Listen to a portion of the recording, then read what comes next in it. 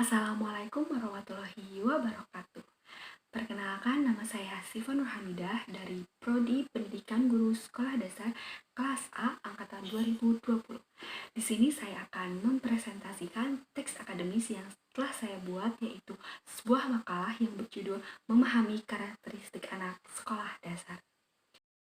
Seperti yang kita ketahui bahwa setiap orang mempunyai karakternya masing-masing, begitupun dengan anak sekolah dasar. Salah satu alasan kegiatan belajar mengajar tidak bisa berjalan baik adalah karena guru tidak bisa memahami karakter anak. Maka dari itu, di sini saya akan membahas tentang karakteristik anak sekolah dasar dan cara menanganinya.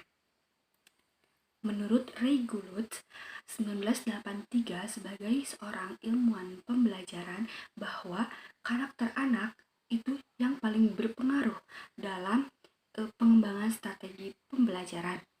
Sementara itu, menurut Pauline Panen dalam Padmo 2003.2021 menegaskan bahwa merancang strategi dan melakukan pembelajaran jika dikaitkan dengan karakteristik siswa, maka hasil belajar siswa akan menjadi meningkat. Apa sih karakteristik itu? Definisi karakteristik menurut Kertajaya adalah karakter, yaitu keunikan atau ciri khas yang dimiliki oleh suatu benda atau individu. Ciri khas atau keunikan tersebut sudah ada pada benda atau individu tersebut sehingga mengakar dan mendorong seseorang untuk bersikap, berucap, dan merespon sesuatu.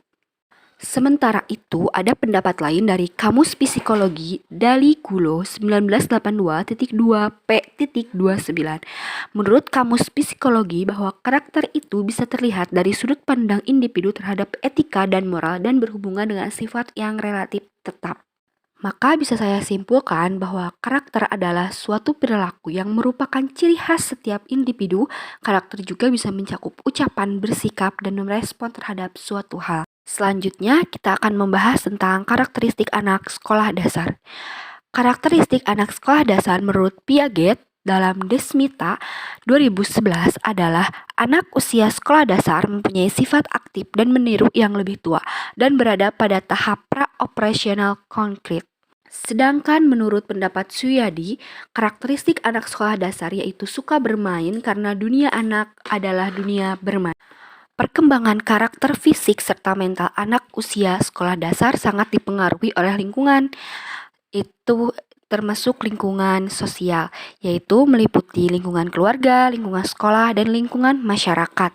Pada lingkungan keluarga, peran orang tua dalam mendidik anak adalah yang utama.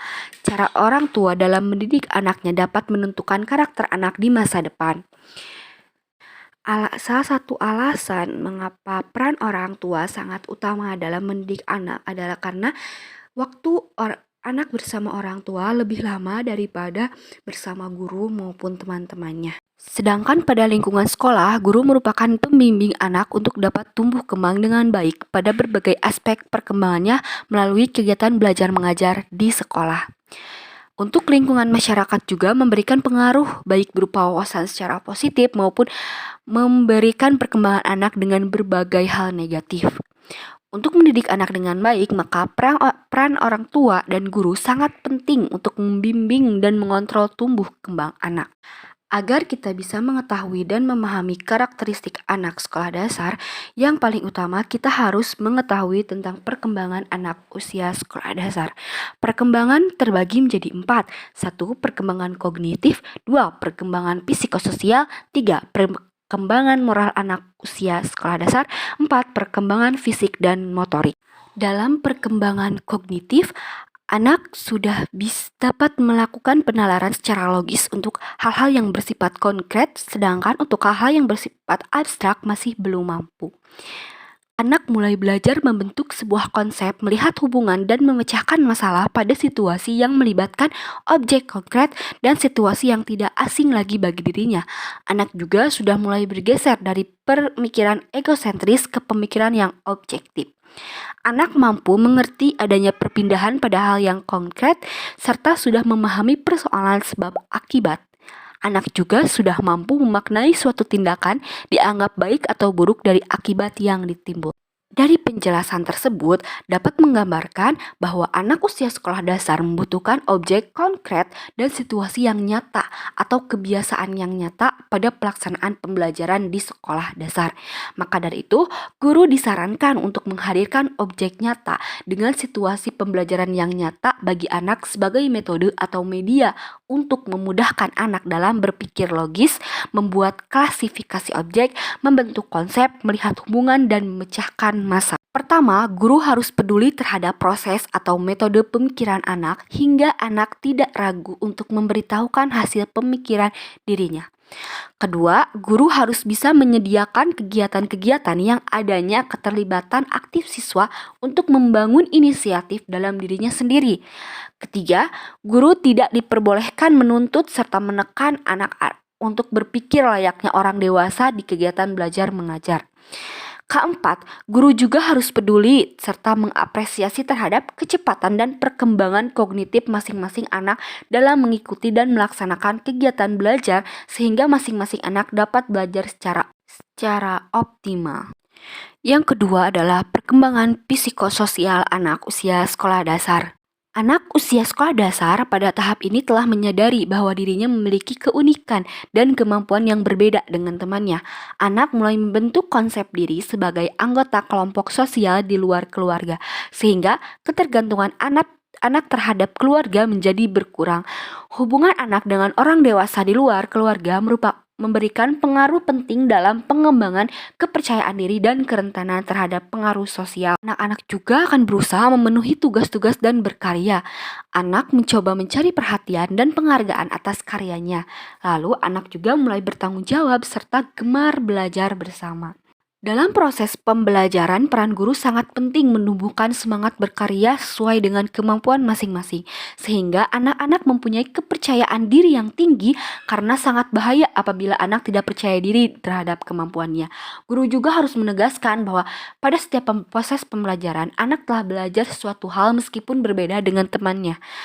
Tugas utama guru dalam hal ini adalah menumbuhkan semangat berkarya dan menghindarkan anak dari sikap tidak percaya diri. Yang ketiga adalah perkembangan moral anak usia sekolah dasar. Tahapan-tahapan perkembangan moral Piaget membagi tahap perkembangan moral menjadi dua, yaitu moralitas heteronom dan moralitas otonom. Moralitas heteronom terjadi pada usia 4-7 tahun, yaitu tahap di mana anak memahami keadilan dan peraturan sebagai sesuatu yang berada di luar kendali manusia, sehingga tidak dapat diubah atau bersifat tetap, sehingga dalam menilai dari suatu tindakan hanya melihat pada konsekuensinya. Moralitas otonom usia 10 tahun ke atas, yaitu tahap di mana anak sadar bahwa peraturan dibuat oleh manusia sehingga dalam menilai suatu tindakan harus mempertimbangkan niat pelaku dan konsekuensinya. Anak usia sekolah dasar antara 7-10 tahun berada pada masa transisi moralitas heteronom ke moralitas otonom, sehingga pada moralitas anak akan ditemukan kedua karakteristik perilaku pada kedua tahap tersebut. Terkait dengan aspek perkembangan moral anak, guru harus menghadirkan konflik di kegiatan belajar agar anak belajar mengatasi konflik dengan baik, sehingga penanaman moral yang dilakukan guru di kegiatan belajar bisa mendorong kesadaran dalam diri anak untuk bertindak dengan moral yang baik tanpa disadari anak. Guru juga harus menjadi teladan yang baik dan mampu memahami serta menghargai setiap keunikan siswanya. Yang terakhir adalah perkembangan fisik dan motorik anak usia sekolah dasar. Perkembangan fisik dan motorik anak adalah sesuatu yang tidak terpisahkan. Fisik seseorang akan mempengaruhi gerak motoriknya. Perkembangan fisik merupakan suatu proses tumbuh kembang serta pematangan seluruh organ tubuh manusia sejak lahir hingga dewasa. Perkembangan fisik ini dipengaruhi oleh kesehatan fisik atau fungsi organ tubuh. Motorik kasar adalah gerakan yang menggunakan hampir seluruh otot besar anggota tubuh, sedangkan motorik halus adalah gerakan yang menggunakan otot kecil serta koordinasi mata dengan tangan. Perkembangan motorik kasar maupun motorik halus pada anak-anak sangat dipengaruhi oleh perkembangan fisik. Kelengkapan dan kesehatan fisik anak adalah suatu yang berpengaruh besar pada perkembangan motoriknya.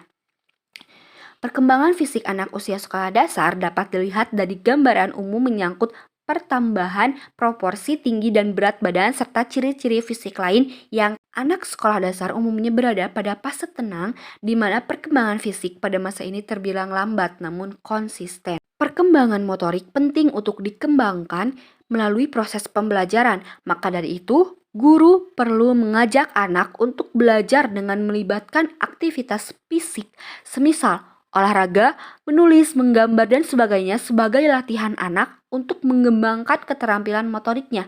Orang tua di rumah juga penting untuk memberikan asupan gizi yang sehat dan seimbang agar pertumbuhan fisik anak sehat dan dapat beraktivitas dengan penuh semangat. Dari penjelasan di atas, maka penulis dapat menyimpulkan bahwa sesuai dengan makalah memahami karakteristik anak sekolah dasar, bahwa karakter adalah suatu perilaku yang merupakan ciri khas setiap individu. Karakter juga bisa mencakup ucapan, bersikap, dan merespon terhadap suatu hal, serta mengenali karakter anak sekolah dasar adalah dengan mengenali perkembangan kognitif, psikososial, moral, fisik, dan motorik anak sekolah dasar. Untuk menghadapinya pun berbeda-beda sesuai dengan perkembangan anak sekolah dasar tersebut. Berdasarkan hasil dari kesimpulan yang telah dirumuskan sebelumnya, maka saya memberikan masukan berupa saran sebagai berikut. 1. Setiap guru harus menjadi guru yang profesional yang memenuhi standar kompetensi guru, yaitu pedagogik, sosial, kepribadian, dan profesional. 2. Guru harus sering berkomunikasi dengan orang tua terhadap perkembangan anak sehingga anak bisa berkembang dengan baik di lingkungan sekolah maupun di lingkungan. Sekian presentasi dari saya. Mohon maaf apabila banyak kekurangan, kesalahan kata dalam menyampaikan materi presentasi kali ini. Terima kasih sudah menonton. Semoga bermanfaat. Wassalamualaikum warahmatullahi wabarakatuh.